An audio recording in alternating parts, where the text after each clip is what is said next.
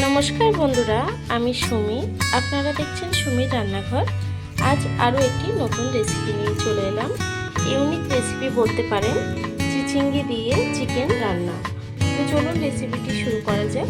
তার আগে আমার ভিডিওটি যদি আপনাদের ভালো লেগে থাকে, চ্যানেলটাকে সাবস্ক্রাইব করে ভিডিওটি লাইক দিয়ে দেবেন। চলুন তাহলে এই দারুণ স্বাদের চিচিঙ্গি চিকেন দিয়ে রেসিপিটি শুরু করা যাক। চিকেনটি রান্না করার জন্য কড়াই বসিয়ে নিয়েছি। কড়াইটি গরম হয়ে গেছে, তেল দিয়ে দেবো। রান্নাটি কিন্তু সাদা তেলে করছি, আপনারা চাইলে সরষের তেলেও করতে পারেন। তেলটি গরম হয়ে গেছে, দিয়ে দেবো 1 কাপ পেঁয়াজ কুচি। পেঁয়াজটাকে একটু ভেজে নেব। পেঁয়াজটা ভাজা হয়ে এসছে একটু, এখন দিয়ে দেবো আদা রসুন বাটা। আদা রসুন বাটা দিয়ে দেবো। আদা রসুন বাটাটাকে দিয়ে একটু রান্না করে নেব। আদা রসুনের কাঁচা গন্ধটা চলে গেছে, এখন আমি দিয়ে দেবো টমেটো কুচি। দুটো মিডিয়াম সাইজের টমেটো কুচি করে নিয়েছি, দিয়ে দেবো। টমেটোটাকে দিয়ে কিছুক্ষণ রান্না করে নেবো, যতক্ষণ টমেটোটা নরম না হয়ে আসছে। গুঁড়ো মশলাটাও এখন অ্যাড করবো। দেবো ধনে গুঁড়ো 1 চা চামচ, হলুদ গুঁড়ো দিয়ে দেবো 2 চা চামচ, দেবো ঝাল লঙ্কার গুঁড়ো। ঝালটা যতটা পছন্দ করেন সেই অনুযায়ী অ্যাড করবেন আপনারা। দেবো সামান্য একটু জল, যাতে গুঁড়ো মশলাটা পুড়ে না যায়। এখন মশলাটাকে সুন্দর করে রান্না করে নেবো যতক্ষণ তেল না ছাড়ছে। মশলাটা সুন্দর করে কষানো হয়ে গেছে, মশলা দিয়ে তেল ছেড়ে দিয়েছে। এখন দিয়ে দেবো জিরে বাটা, দেবো স্বাদ মতো নুন,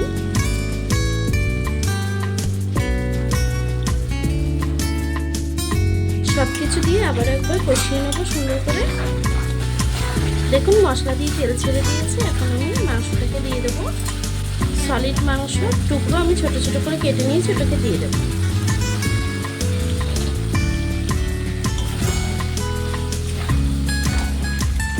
আলুটাকেও দিয়ে দেবো। এখন ছোট করে কেটে রাখা আলুগুলোও দিয়ে দেবো। আলু আর মাংসটাকে দিয়ে সুন্দর করে কষিয়ে নেবো, কিছুক্ষণ কষিয়ে রান্না করে নেব। মাংসটা খুব সুন্দর করে কষানো হয়ে গেছে, মাংস দিয়ে তেল ছেড়ে দিয়েছে।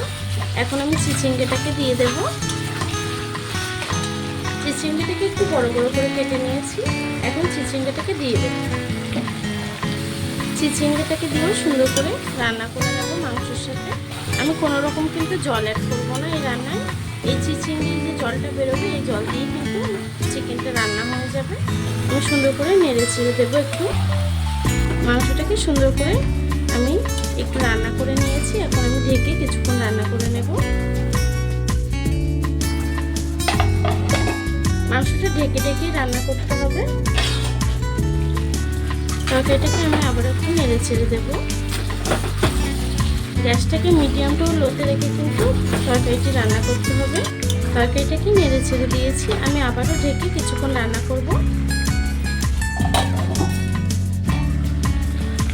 দেখুন বন্ধুরা, আমার তরকারিটি কিন্তু হয়ে গেছে। আমি আগেও দুবার নেড়ে চেড়ে দিয়েছি।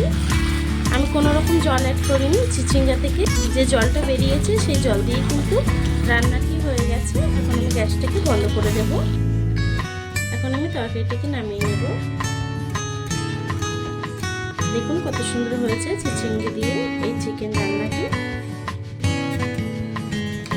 কালারটাও কিন্তু খুব সুন্দর এসছে। দেখুন দেখুন বন্ধুরা, আমার চিচিঙ্গা দিয়ে চিকেনটি কিন্তু রান্না হয়ে গেছে।